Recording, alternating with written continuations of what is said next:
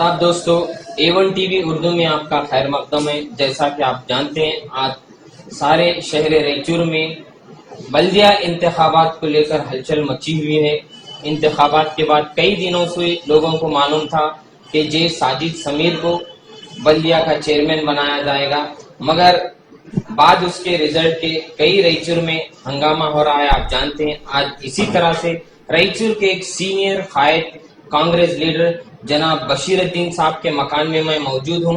कल वो मीडिया के जरिए प्रेस क्लब आकर तमाम लोगों के सामने कांग्रेस को राजीनामा दिए। आज हम तमाम उनसे कई सवाल मैं उनसे पूछना चाहूंगा, जैसा कि मैं अक्सर उनके बारे में एक शेर कहना चाहूंगा, मगर आज वो शेर उन पर बिल्कुल फिट होता है कि करते हैं फकत काम, चर्चा नहीं करते, औरों की तरह ये पुकारा नहीं करते। ये सच है कि सियासत में होता है दिखावा, लेकिन बशीरुद्दीन कभी दिखावा नहीं करते। उसी तरह से उन्होंने बगैर दिखावा करे कि सिंगल यानी वन मैन शो अपने खुद अकेले जाकर, ना कि अपने फॉलोअरों को उन्होंने एक बात भी नहीं कही, खुद जाकर वो प्रेस क्लब में कांग्रेस से रिजिग्नेशन दिए। मैं उनका सबसे पहले तो A1 टीवी में खैर मकदम करता हूँ। सब कई लोगों का कहना यह है कि जे साजिद समीर यानी एक मुस्लिम लीडर को आप चेयरमैन नहीं बनाने की वजह से राजीनामा दिए, क्या ये बात सही है? मैं खासकर रायचूर के तमाम आवाम से मैं दरख्वास्त करता हूं, मैं साजिद समीर के लिए ही नहीं करा, लेकिन एक माइनॉरिटी को, किसी ना एक माइनॉरिटी के लिए तुम उसका हक दो, माइनॉरिटी के लिए हक दो। जब तुम्हारे वादे के मुताबिक अब तक रायचूर में बैकवर्ड लोगों में सदर बने, SC बने, ST बने, तो सिर्फ माइनॉरिटी में, मुस्लिम्स में नहीं बने आज तक। तो इनका हक बनता है कि मुसलमानों में, माइनॉरिटी में खासकर मुसलमान को बल्दिया का सदर का मौका दे, सदर बनने का। इसलिए मैं उनसे जद्दोजहद करता रहा, तो आखिरी मौके तक वो लोग दे तो नहीं, बराबर है, हक है उनका देना है। इस बार कांग्रेस के लीडर ने सब बोले, तो आखिरी मौके पे वो लोग डिसाइड करे कि साजिद समीर को नाम निशान डालाना। मैंने माइनॉरिटी मुसलमान शख्स, मुसलमान कैंडिडेट के लिए ये करा। साजिद समीर ठीक है, साजिद समीर को, तो बाद में साजिद समीर को और विनय को दोनों को लेके जाओ, बाद में हम फैसला करेंगे बोले। लेकिन लोग लेके जाके नाम निशान डालने के, नाम निशान डालते, ये पहला पर्चा विनय का डाला है, दूसरा पर्चा नाम निशान का डालते वक्त रोका गया, नहीं रुको तुम पहले, बाद में देखेंगे। बाद में देखेंगे मतलब मेरे को साजिद समीर फोन करे, तुम्हारे दोनों को बोले तुम नाम पर्चा दाखिल करो, तो उन्होंने भी डाल के बाद दोनों आके बैठे। जब तक नाम निशान का पर्चा दाखिल होने के बाद जब वहां मेरी गुफ्तगू हुई लीडरों से, तो मेजॉरिटी का बहाना बताया, मेजॉरिटी का बहाना बताया। जब तक नाम निशान का वक्त हो गया, वक्त होने के बाद जब तक एक सस्पेंड हुआ था, जो एक आजाद उम्मीदवार SC का, उसका भी कोर्ट से ऑर्डर आ चुका था। जब उन लोगों का तो कहना है कि हत्तल इम्कान आखिर तक वो कोशिश करे, ना कि ऐसा नहीं कि सीधा विनय को कोशिश करे। जब उनके कैंडिडेट यहाँ नहीं हो सक रहे, तो जब आखिरी मौके पर उनको ये डिसीजन लेना। कैंडिडेट नहीं होने की वजह, मेरे को वजह मेजॉरिटी नहीं था। नूर का बहाना बता रहे, नूर सिर्फ प्रेसिडेंट को देता हूँ, वाइस प्रेसिडेंट को नहीं देता हूँ, दूसरे को बात दिया कोई उसके साथी को, ठीक है। विनय और समीर को वो लोग इलेक्ट करे, समीर को उनको चुना गया, समीर और विनय के बीच में बोल के। जब दोनों को पूछा गया तो क्या बोले, अगर मेरे को पार्टी दो या ना दो ओहदा, मैं पार्टी में बरकरार रहता हूं। विनय भी यही बात बोला, समीर भी। जब जिम्मेदारों की ये जिम्मेदारी रहती कि कौन सा शख्स और किसको देना, ये जिम्मेदारों का फैसला लेने का वक्त रहता। जब वो लोग फैसला गलत लेके, जब आजू बाजू, जब मेरे जो सेकंड लाइन के जो लीडर्स, इन लोग सब बिके हुए, ये लोग सब बिके, इन लोगों का सब दबाव बीवी नायक के ऊपर था।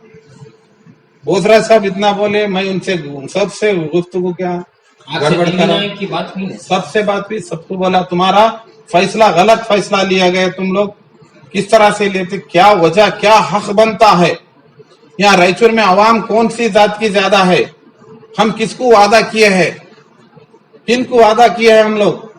तो मेरे उनसे बहस हुई, तो मेरी बहस को कोई एक लफ्ज जवाब नहीं दिए, सर झुकाए सब। तो मैं गुस्सा करके, मैं अब ऐसे तुम पैसे के तरफ दबाव देने वालों के साथ मैं नहीं रहता।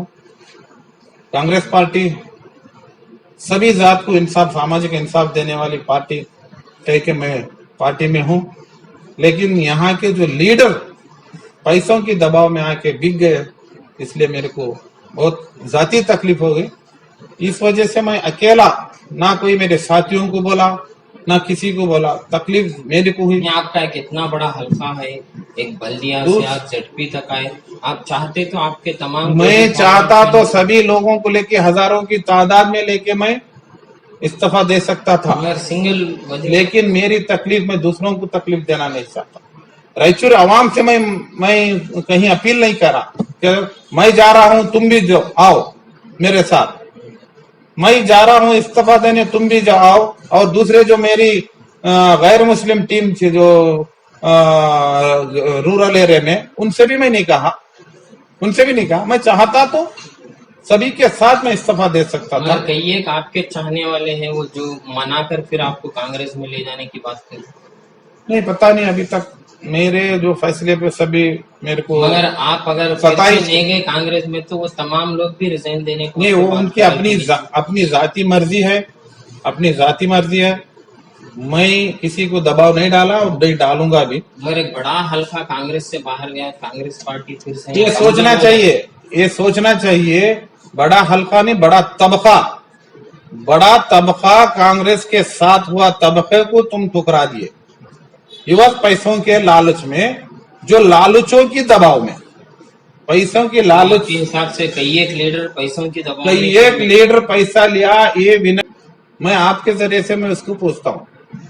तो जब भी नहीं, मैं बेइज्जती नहीं करना चाहता हूं, सबके नाम बाहर लेके बेइज्जती नहीं करना चाहता हूं। अगर मैं चाहता तो सब पे इंक्वायरी होती, इनकम टैक्स वालों की रेड होती सब पे, लेकिन मेरे से भी ज्यादा ना लगे बेहतर है, ना लगे बेहतर है। दो खामोशी से मुंह मुझ के बैठे रहे बेहतर है। मैं अगर साबित करके बताऊं तो तुम्हारी खैर नहीं है। मैं इसलिए बोलता हूं, जब मेरी बात झूठ बोल के, ये बोलते बोल के मैं समझ के ही मैं उनके सामने, मीडिया के सामने स्पीकर से उसको बात कराया, उन्हें खुद माना, मानने के बाद अब मुकर गया तो उसकी ईमान की बात है।